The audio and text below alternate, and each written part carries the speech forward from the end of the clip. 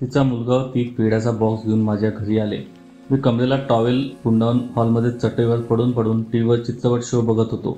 चित्रपटाचे नाव होते हम दिल दे चुके सनम. आणि ओट्यावर खुर्ची टाकून माझी बायको किशोर शांताबाई काळे लिखित कोल्हाट्याचा पोर हे पुस्तक वाचत बसली होती. ती दारात येताच माझी बायकोला आच्छादाचा पण सुखद धक्का बसला आणि मला म्हणाली, अहो ऐकता का, आपल्या बाजूच्या सुवर्णा मॅडम आपल्याकडे आल्या आहेत. मला वाटलं माझी बायको माझी मस्करी करत असेल, पण त्या दोघीचा आवाज ऐकला आणि मी पटकन टॉवेल कमरेला गुंडाळून उठलो आणि मागच्या खोलीत पळत गेलो. माझ्या काळपट तोंडावर डव साबण लावून पाणी मारले व चालूच इस्त्री केलेली पॅन्ट घालून हॉलमध्ये आलो. तोपर्यंत माझ्या बायकोने तिला बसायला प्लास्टिकची खुर्ची दिली होती. अजून मी घरात फर्निचर बनवलं नव्हते. फक्त एक लोखंडी कपाट होते आणि त्यातही माझ्या वाचनाची पुस्तके ठेवलेली होती. खरं म्हणजे फर्निचर बनवण्यासाठी मी कसं बँकेतून कर्ज घेण्यासाठी अर्ज केला होता, पण विद्यमान संचालक मंडळाने करोडो रुपयांचा भ्रष्टाचार केल्यामुळे प्रशासक बसला होता आणि बँकेत ठणठणाट झाल्यामुळे माझं फर्निचर बनवण्याचं स्वप्न दुभंगलं होतं. ती आज पहिल्यांदाच माझ्या घरी आली म्हणून त्या प्लॅस्टिकच्या खुर्चीवर बसून ती इकडे तिकडे माझ्या घरावर नजर फिरवत होती. तिच्या बंगल्यात आणि माझ्या घरात मनातल्या मनात तुलना करत होती. तुलनेत तिने माझी किंमत केल्याचं स्पष्ट तिच्या चेहऱ्यावर दिसत होतं. तिने मला तिच्या हाताने माझ्या हातात केसरी पेढा ठेवला व तिच्या मुलाने माझ्या बायकोच्या हातात पेढा दिला. मावशीचे पाया पडून घे राजा. तिच्या मुलाने माझ्या बायकोच्या पायांना स्पर्श करीत आशीर्वाद घेतला. मग ती माझ्या बायकोबरोबर गप्पा मारायला लागली. मी समजच असलेली खाट घरात आणली व त्यावर बसत तिच्या मुलाला जवळ बसवले. तेवढ्यात तिच्या ओठातून शब्द बाहेर पडले, आज 10वीचा निकाल होता ना. आमच्या राजा बेटाने शाळेत प्रथम क्रमांक पटकावला आणि 97% गुण मिळवले. मी तिच्या मुलाच्या डोक्यावर हात फिरून पाठीवर शाबासकीची थाप दिली आणि मनापासून अभिनंदन व कौतुक केले.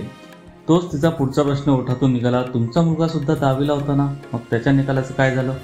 तो काही दिसत नाही घरात. तिच्या या नाजूक प्रश्नामुळे माझ्या बायकोला थोडं अवघडल्यासारखं झालं.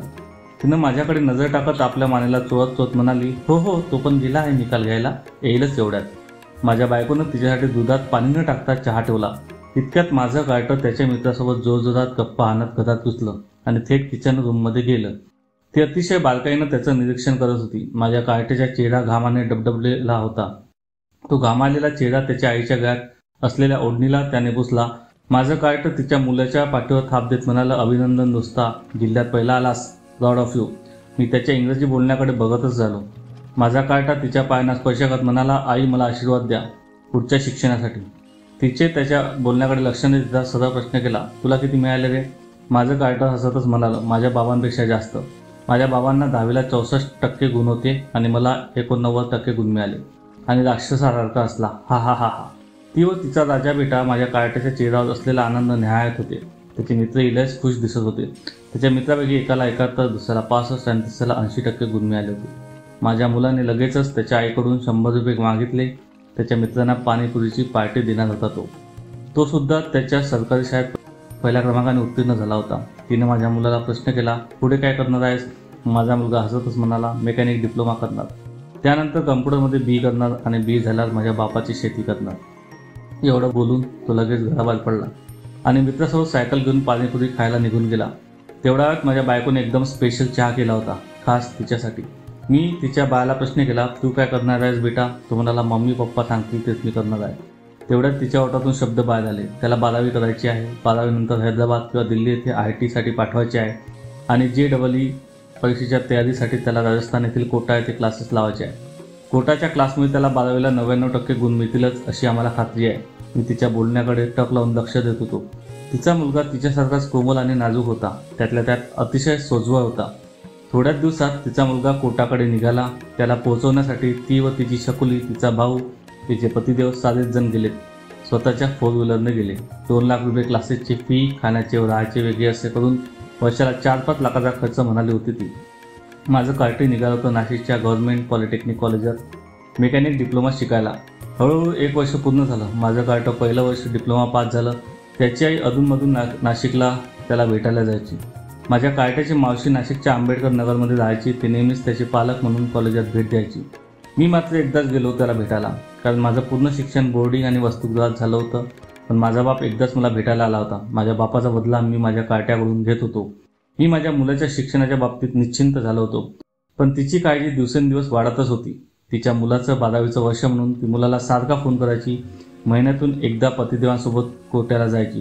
त्याच्या आरोग्याविषयी विशेष काळजी घ्यायला सांगायची आणि क्लासेसचं सांगाल तर तिच्या मुलाच्या चाचणी परीक्षेचे गुण तिला फोनवर मेसेजद्वारे कळत होते. तिचा मुलगा प्रत्येक विषयात 95, 97, 98 गुण मिळवत होता. गणितात तर तो 100पैकी 100 गुण मिळवत होता. ती रात्री गच्चीवर जाऊन त्याच्याशी फोनवर बोलायची.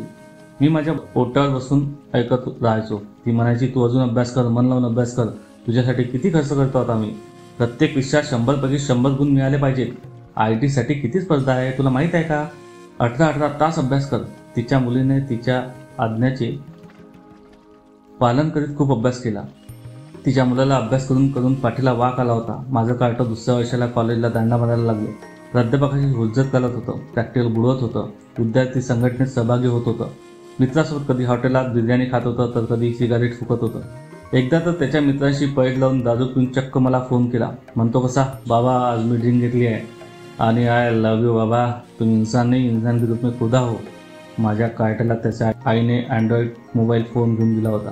त्याच्यावर स्टेटस ठेवलं होतं, जिंदगी का सफर यूं ही करता चला खुशी से, मेरे हिसाब की मुश्किलें मेरे वालिद उठाते थे. त्याचं स्टेटस वाचून आपण बाप आहोत त्याची जाणीव व्हायची. पण दादाच्या बाबतीत विचार यायचा, साला ज्या गोष्टीला मी कधी स्पर्श केला नाही ते माझा कार्टा वयाच्या 18 वर्षी करत आहे. पण हृदयावर हात ठेवत मी ऑल इज वेल म्हणून स्वतःला शांत केले. 12वीच्या परीक्षा घेऊन निकाल जाहीर झाला. तिच्या मुलाला 95% गुण मिळाले. तिच्या घरात स्मशान शांतता होती. मी पिढ्याची वाट बघत होतो आणि तिची. या 2 वर्षात परत ती माझ्याशी एक शब्द शुद्ध बोलली नाही. ती तिच्या मुलावर भयंकर रागवत होती. तिने त्या मुलाला धारळ धरले होते. तू आमच्या अपेक्षा भंग केला आहेस आणि असाच JEEला पण आमचा अपेक्षा भंग करशील. आम्ही केलेला एवढा खर्च वाया जाणार, तू आम्हाला खाली मान घालायला लावणार. लोक आमच्यावर हसतील, नातेवाईक काय म्हणतील. 10वीला 97% होते, 12वीला रिवर्स झाला. आम्ही काय तोंड दाखवणार. ती त्याला टॉर्चर करत होती आणि तो सुन्नपणे तिच्याकडे बघत होता. त्याचा पप्पा ज्याच्या नावातच विनय होता तो एक शब्द त्याच्या बायकोला बोलला नाही. ती रात्री जेवली नाही म्हणून घरात कुणीच जेवले नाही. एकमेकांना न बोलता जो तो त्याच्या रूममध्ये गेले. 97चे 95 झाले म्हणून तिच्या घरात दुखवटा झाला होता. तिचा मुलगा त्याच्या बेडरूममध्ये गेला. त्याचा बेडरूम म्हणजे अतिशय आकर्षक POP केलेला, लाल, निळे, पिवळे, दुधी अशा प्रकाश देणाऱ्या विद्युत दिव्याने सजवलेली ती बेडरूम. सकाळ झाली होती. आज रविवार होता. सुट्टीचा दिवस असताना सुद्धा कधी नव्हे एवढा आवाज तिच्या घरातून येत होता. माझी बायको मला म्हणाली, अहो बघा तर कशाचा आवाज येतो हा. मी तसाच टावेल कमरेला गुंडावून पायात चपला न घालता तिच्या घराकडे पळालो. 20 वर्षात पहिल्यांदा तिच्या घरात मी प्रवेश करत होतो. तिच्या पतीला आरडाओरड करण्याचे कारण विचारले तर ती म्हणाली, सकाळपासून माझ्या मुलाने दरवाजा उघडला नाही आणि आम्ही आवाज देतो तर तिकडून काही प्रतिसाद येत नाहीये. मी त्यांना धीर दिला आणि दरवाजा तोडण्याची तयारी केली. तो दरवाजा अतिशय भक्कम होता. तिने तिच्या मुलाच्या सुरक्षिततेसाठी प्युअर सागाच्या लाकडाचा दरवाजा बनवला होता आणि दरवाजाला मेड इन जर्मनीचे लोखंडी कोंडे लावून बसवले होते. त्यामुळे ते तुटत नव्हते. शेवटी आम्ही 3-4 जणांनी 3 तासाच्या प्रयत्नांनी तो दरवाजा तोडला. तिचा मुलगा त्या बेडरूममधील आरामदायी बेडवर निश्चित पडला होता. तोंडातून फेस येत होता. त्याचा जीवनाचा प्रवास त्याने इथेच पूर्णविराम देऊन थांबवला होता. तिने त्या मुलाला बघताच टाव फोडला आणि छाती टोकू लागली. विनय सर नेहमीप्रमाणे मूक पटातल्या नायकासारखे भिंतीला पाठ लावून बसले होते. त्या मानसशास्त्र शिकवणाऱ्या सरांनी आपली मान दोन्ही गुडघ्याच्या मध्ये घातली होती आणि त्या महागड्या फ्लोरिंगवर आपले कवडी मूल अश्रू गाळत होते. बाजूलाच त्या मुलाचा स्टडी टेबल होता. त्या स्टडी टेबलावर त्याच्या सुंदर अक्षरात त्याच्या मम्मीसाठी अखेरचा निरोप सोडला होता. प्रिय मम्मी, मला माफ कर. मी तुझ्या 99 ते 100% पडण्याची अपेक्षा पूर्ण करू शकलो नाही. पण मम्मी, हे गुण मला का पडले नाही तर मी मध्यरात्रीपर्यंत विचार केल्यावर मला त्याचं कारण बसलं. कोर्टाच्या अख्ख्या 2 वर्षात मी एके दिवशी मित्रांसोबत एक चित्रपट बघितला. कदाचित त्यामुळे माझा 1 मार्क कमी झाला असेल. या 2 वर्षात मी एकदा मित्रासोबत एन्जॉय म्हणून फिरायला गेलो होतो. त्याचा 1 मार्क कमी झाला असेल. मम्मी, मी तुला कधीच सांगितलं नाही गं. माझ्या क्लासमधील मूळची राजस्थानची असलेली रुखसार मला बघून एकदा हसली होती. त्यामुळे संपूर्ण एक रात्र तिच्या असणाऱ्या चेहऱ्याला पुन्हा डोळ्यासमोर आणून घालवली होती. कदाचित त्याचा पण 1 मार्क कमी झाला असेल. एकदा की नाही मम्मी, मी हातगाडीवरची पाणीपुरी आणि वडापाव खाल्ला होता. त्याची चव लय झॅक होती आणि मी त्या दिवशी तुला फोनवर सांगितले. पण तू फार रागावली होतीस आणि म्हटली होतीस की बाहेरचं खात नको जाऊ, पोट खराब होतं, अभ्यासावर परिणाम होईल. या विचारातच माझी रात्र गेली. कदाचित त्याचाही 1 मार्क कमी झाला असेल. आणि मम्मी, मी एक दिवस ठरवलं होतं क्लासला दांडी मारून कोटा शहर बघावं म्हणून मी दांडी मारली आणि एकटाच आनंद घेत फिरलो. कदाचित त्यामुळे 1 मार्क कमी झाला असेल. मम्मी, तुझी शपथ घेऊन सांगतो गं, हे 5 दिवस सोडले ना तर मी संपूर्ण 2 वर्षे फक्त आणि फक्त अभ्यासच केला आहे. मम्मी, अशी नाराज होऊ नकोस गं. खरंच तू माझ्यावर खूप खर्च केला आहेस, त्याबद्दल तुझा आणि पप्पांचा आभारी आहे. मम्मी, जाता जाता तुला एक गोष्ट सांगावीशी वाटते. ते आपले बाजूचे काका आणि मावशी आहेत ना, ते त्यांच्या मुलाला काहीच सांगत नाही ग. त्यांची त्यांच्या मुलाकडून मोठी अपेक्षाही नाही. हां, ते त्यांच्या मुलावर खूप रागवतात, कारण तो रात्र जागरण करून PUBG खेळतो, दिवसभर झोपतो.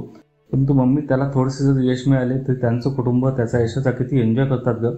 मम्मी, त्यांच्या मुलावर त्यांचं रागवणं म्हणजे ते मुलाची काळजी करणार असतं. त्या रागवण्यात कुठल्याही अपेक्षा नसतात, कुठला हिशोब नसतो. त्यांना खाली मान घालायची भीती नसते. कोण काय म्हणेल यांच्याशी त्यांचं देणं घेणं नसतं. नाव ठेवणाऱ्यांचा उद्देश ते तपासून बघतात. माझी प्रिय प्रिय मम्मा, तू त्या शेजारच्या काकांची फेसबुक फ्रेंड आहेस ना. मी पण त्या काकांचे लिखाण तुझ्या अकाउंटवर वाचत होतो. त्यांचं जीवन ते कसं स्पष्टपणे जगासमोर मांडतात. त्यांना त्यांच्या भूतकाळाविषयी कमीपणा वाटत नाही, भविष्यकाळाविषयी तर सांगायलाच नको. आणि वर्तमान तर तू त्यांच्याकडे कधी बघितलंच नाही, तर तुला कळेल कसं ग. त्यांचं जीवन स्पष्ट आहे आणि आपला काय आहे ते नेमकं कळत नाही. आणि जे जीवन कळत नाही ना मम्मी, त्याला जगून आणि भोगून काय उपयोग. मम्मी, तुला आणि पप्पांना चांगला महिन्याला 1.5-2 लाख पगार घेत असताना सुद्धा तुम्हाला नीट झोप येत नव्हती. म्हणून डोक्याला शांतता मिळावी म्हणून तुम्ही झोपेच्या गोळ्या खायचे. मम्मी, जसा मी शाळेत जायला लागलो तसं तुम्हाला अभ्यास आणि अभ्यास कर असंच सांगत आलीस. त्यामुळे माझं डोकं पुरतं अशांत झालं आहे. त्या डोक्याला शांत करण्यासाठी तुझ्या त्या डबीतल्या गोळ्या नाश्त्यासारख्या खाल्ल्या आणि डोकं कायमचं शांत केलं. मम्मी, मला जर भगवंताने पुढचा जन्म मानवाचा दिला तर मी सपशेल नकार देणार आहे. कारण मला माणसाच्या जन्मापेक्षा भुंगा व्हायला आवडेल, फुलपाखरू व्हायला आवडेल, मधमाशी व्हायला आवडेल, समुद्राच्या खोल अतिशय खोल पाण्यात पोहणारा मासा व्हायला आवडेल. कारण हे कमी कालावधीच्या आयुष्यात खूप सारा आनंद उपभोगतात. मलाही तसं स्वच्छंदी निर्विकार जीवन जगायचं आहे. पुढच्या जन्मानं अपेक्षापूर्तीचं ओझं वाहणारं जीवन कधीच नको आहे. बस थांबतो कायमचाच. तुझाच आयुष. मी या भावनाने भरलेलं पत्र वाचून विनय पाटलांच्या हातात दिलं आणि त्याच्या बंगल्यावर खकारून थुंकलो. तिची कांती बघून माझी शांती भंग व्हायची. आज ती मला अतिशय कुरूप आणि विद्रूप भासत होती. तिच्याकडे बघायची माझी अजिबात इच्छा नव्हती. परंतु आज मी अखेरच्या तिच्याकडे घृणास्पद नजरेने क्षणभर बघितले आणि दीर्घ श्वास घेऊन तिला बोललो, साले, तुम्ही कशाचे आई वडील रे? तुम्ही तर एन्काउंटर स्पेशलिस्ट आहात. या अपेक्षा पूर्तीसाठी अनेक रुबात, अनेक बंगल्या स्वतःच्याच मुलाचे एन्काउंटर करतात. लाज नाही वाटत तुम्हाला? आणि माझ्या कानात एकच आवाज भणभणला, तो आवाज म्हणजे एन्काउंटर, एन्काउंटर, एन्काउंटर. मित्रांनो, स्वतःच्या मुलाकडे लक्ष द्या. त्यांना काय नको ते विचारा. जास्त अपेक्षा ठेवू नका. आधीसारखं जग नाही आहे आता. लोक काय म्हणतील याचा विचार करू नका. आनंदाने राहा आणि दुसऱ्यांना पण आनंदी ठेवा. धन्यवाद.